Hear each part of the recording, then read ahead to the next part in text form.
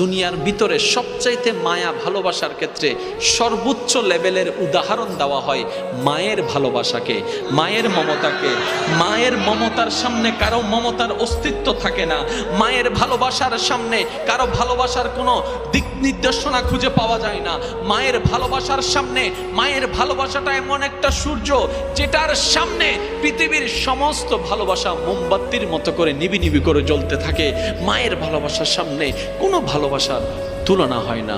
রব বলছে, হাজার মা তোকে যতটুকু ভালোবাসবে, আমি রব তোকে তার চাইতে বেশি ভালোবাসেছি। বান্দা, আমি চাই না কেউ জাহান্নামে যাক, কিন্তু বান্দারা নিজের পায়ে নিজে কুড়াল মেরে জাহান্নামের দিকে চলে যাচ্ছে। আমি রবতেই বলেছিলাম, আকিমুস সালাত, নামাজটা তোরা আদায় কর, কিন্তু তোরা তো করলি না রে বান্দা, করলি না। তোদেরকে বলেছি রোজাটা আদায় কর, তোরা তো সেটাও করলি না। তোদেরকে আমি রব জানিয়ে দিয়েছি, মা বাবাকে কষ্ট দিলে জান্নাত পাবি না, সেটা আমি জানিয়ে দিয়েছি। তারপরে তোরা মা বাবাকে কষ্ট দিয়েছিস।